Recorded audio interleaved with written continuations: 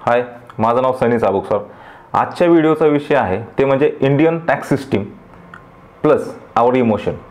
आता आवर इमोशन हे मी का म्हटलं तर तुम्ही बऱ्याच वेळा ऐकलं असेल की इंडियन लोक किंवा इंडियन जनता ही इमोशनल असते आणि ह्या इमोशनचा बऱ्याच वेळा फायदा घेतला जातो। मग ते आपल्या गव्हर्नमेंटकडून असू दे, वेगवेगळ्या राजकीय नेत्यांमधून असू दे किंवा वेगवेगळ्या ठिकाणी आपल्या इमोशनचा फायदा घेतला जातो का? त्याच्या पाठीमागे रिझन आहे। जसं म्हणतो ना की लोक वेडे बनवून पेढे खातात, सेम आपल्या इंडियन कंट्रीच्या बाबतीमध्ये ह्या गोष्टी भरपूर घडतात। आता टॅक्स सिस्टीम आपल्याला किती समजली? आपल्या इंडियन गव्हर्नमेंटला फक्त एकच इन्कमचा सोर्स आहे, तो म्हणजे की लोकांकडून टॅक्स गोळा करणं। ठीक आहे, हा टॅक्स गोळा केल्यानंतर आपल्याला वेगवेगळ्या सुविधा गव्हर्नमेंट प्रोव्हाइड करतं, त्यात वाद नाही आहे। पण त्या किती प्रमाणामध्ये मिळतात जर आपण पाहिलं असेल, शासकीय जेवढे भवन असतील, शासकीय जेवढे रस्ते असतील, शासकीय जेवढ्या काही सुविधा असतात आपल्या किती प्रमाणामध्ये मिळतात? कोविडमध्ये आपण बेस्ट एक्झाम्पल पाहिलं असेल की हॉस्पिटलची सुविधा काय आहे ते आपल्याला समजलं असेल। तर ह्याला सेकंडरी रेफरन्स दिला जातो। फर्स्ट रेफरन्स तर भ्रष्टाचारालाच आहे आपल्या इंडियामध्ये। तुम्ही बघता की भ्रष्टाचारामध्ये इंडिया आपलं टॉपला चाललेलं आहे। हा भ्रष्टाचार कुठल्या पैशातून होतो? तर आपल्या पैशातून होतो। जे सर्वसामान्य जनता आहे यांच्याकडून टॅक्सच्या माध्यमातून, वेगवेगळ्या टॅक्सच्या माध्यमातून, एका टॅक्समधून नाही, वेगवेगळ्या टॅक्सेसच्या माध्यमातून हा पैसा कलेक्ट केला जातो, घेतला जातो सुविधांच्या नावाखाली। ह्याच्यामध्ये खूप मोठ्या प्रमाणामध्ये फ्रॉड पण चालतात। आता माझा सांगण्याचा उद्देश काय आहे की इमोशन्स म्हणजे काय असतात की आपल्याला इमोशनली बऱ्याच गोष्टी अशा केल्या जातात की आपण ते भरत राहतो, काय भरतोय, कुठं भरतोय, कसं भरतोय आपल्याला काहीच समजत नाही। इमोशन हा एक वेगळा भाग आला। आणि दुसरं म्हणजे नॉलेज।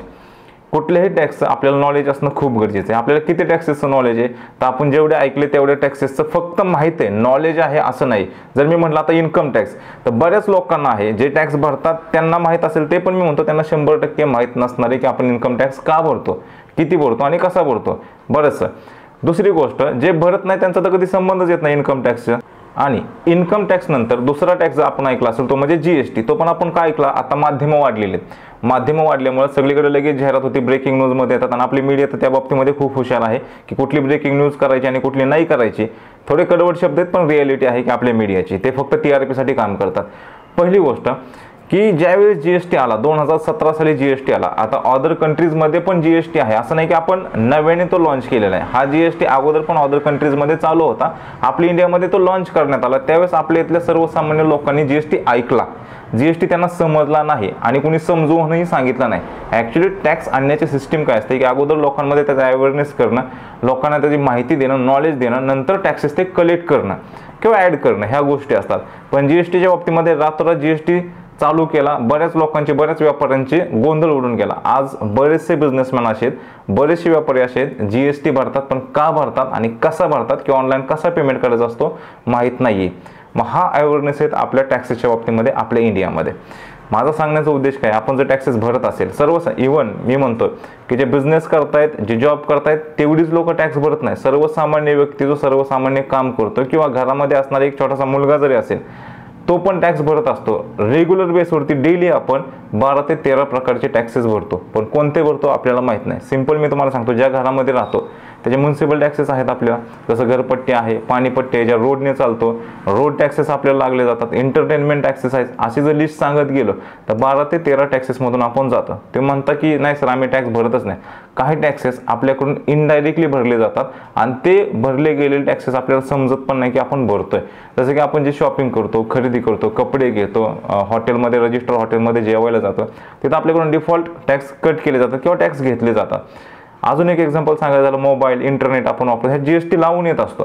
ह्या गोष्टी आपल्याला समजत नाही, तर हा अवेअरनेस येणं खूप गरजेचं आहे। बऱ्याच वेळा टीव्हीवरती आपण जाहिरात पाहतो की वस्तूची नापतोल केली पाहिजे, पण कोणत्या वस्तूवरती केली पाहिजे कोणी सांगू शकतं का? तर कोणीच सांगू शकत नाही। तर बघा, प्रत्येक वस्तूवरती पाठीमागं लिहिलेलं असतं की MRP, पण MRP 2 प्रकारचे असतात हे पण आपल्याला माहित नसते। एक असते मॅक्झिमम रिटेल प्राइस, दुसरी असते मिनिमम रिटेल प्राइस आणि ब्रॅकेटमध्ये दिलेलं असतं इन्क्लुझिव्ह ऑल टॅक्सेस आणि एक्सक्लुझिव्ह ऑल टॅक्सेस। तर हा सगळा मॅटर काय आपल्याला कधी समजणार का? तर आपल्यामध्ये नॉलेजची कमतरता आहे। आपण शिक्षण घेतो, बरीच लोक आपल्यामध्ये ग्रॅज्युएट आहेत, पोस्ट ग्रॅज्युएट आहेत, मोठमोठ्या डिग्री घेऊन बसलेले आहेत, पण ज्याच्यावरती देश चालतो, जे आपण पे करतोय, ज्याच्या थ्रू आपण सुविधा घेतोय, त्याचंच नॉलेज आपल्याकडे नाही आहे। मग अशा नॉलेजचा काय उपयोग आहे जो आपल्या रेग्युलर लाईफमध्ये जगण्यासाठी आपल्याला उपयोगी पडत नाही आहे? लक्षात, तर ह्या गोष्टी आपल्याला समजून घेणं खूप गरजेचं आहे की आपण टॅक्स का भरतोय, त्याच्या बाबतीमध्ये आपल्याला काय सुविधा मिळतात। कोविडमध्ये आपल्याला हॉस्पिटल सुविधा का कमी पडल्या, एवढं सगळं आपण करून पण तर त्याच्या पाठीमागे रिझन आहे की आपलं नॉलेज खूप कमी पडतं आहे. पेट्रोलच्या बाबतीमध्ये आपण पाहिलं असेल की पेट्रोलच्या किमती खूप जबरदस्त स्पीडने वाढतात. वाढताना 2 रुपये 4 रुपयाने वाढतात आणि कमी होताना 20 पैसे आणि 30 पैशाने होतात. वाढल्यानंतर आपण तेवढा कालवा करत नाही, पण कमी झाल्यानंतर आपण तेवढी खुशी करतो की पेट्रोल कमी झालं. आणि मीडिया पण आपले काय दाखवते, वाढल्यानंतर ब्रेकिंग न्यूज दाखवत नाही, कमी झाल्यानंतर ब्रेकिंग न्यूज दाखवते. तर हे इमोशन्सशी खेळलं जातं आपल्या कुठेतरी आणि आपल्याला वेडं बनवलं जातं आणि आपण वेडे बनतोय. तर हे कुठेतरी अवेअरनेस क्रिएट झाला पाहिजे, म्हणूनच हा व्हिडिओ. त्या गोष्टींचं नॉलेज घ्या, ह्या गोष्टी समजून घ्या आणि टॅक्स भरताना ज्या वस्तूवरती MRP लिहिलेले आणि जिथे लिहिले इन्क्लुझिव्ह ऑल टॅक्सेस, ती वस्तू कुठं बनलेली, कुठं विकली जाते ते पहा. आणि MRP वरती नापतोल करणं हा कन्झ्युमर फोरम पण सांगतं की हे आपला सामान्य जनतेचा अधिकार आहे. वस्तूवरती जेवढी किंमत दिलेली तेवढी किंमत कधीही द्यायची नसते. तर हे पण तुम्हाला समजलं पाहिजे आणि हे समजून घ्या. वस्तूवरती नापतोल ही केली पाहिजे आणि हे आपल्याला लवकर समजलं पाहिजे. म्हणजे वस्तूवरती जेवढी किंमत आहे MRP दिलेली तेवढे पैसे द्यावेच असं नेसेसरी नाही आहे. तुम्ही तिथं नापतोल करू शकता आणि त्यांना पण ती वस्तूची किंमत कमी करावी लागते. हा आपला हक्क आहे. पण तो हक्क का माहीत नाही का, तर त्या गोष्टीचं नॉलेजच नाही. तर ह्या गोष्टीचं नॉलेज आपल्याला घेणं खूप गरजेचं आहे. आय होप हे नॉलेज तुम्ही घ्याल. हा व्हिडिओ तुम्हाला आवडला असेल. याच्यावरती अजून डिटेल व्हिडिओ मी पुढे गेल्यानंतर बनवणार आहे. पण हा जर व्हिडिओ तुम्हाला आवडला असेल तर नक्की आमच्या चॅनलला सबस्क्राईब करा, लाईक करा आणि असे नॉलेजचे व्हिडिओ शेअर करायला विसरू नका. आणि कनेक्टेड राहा.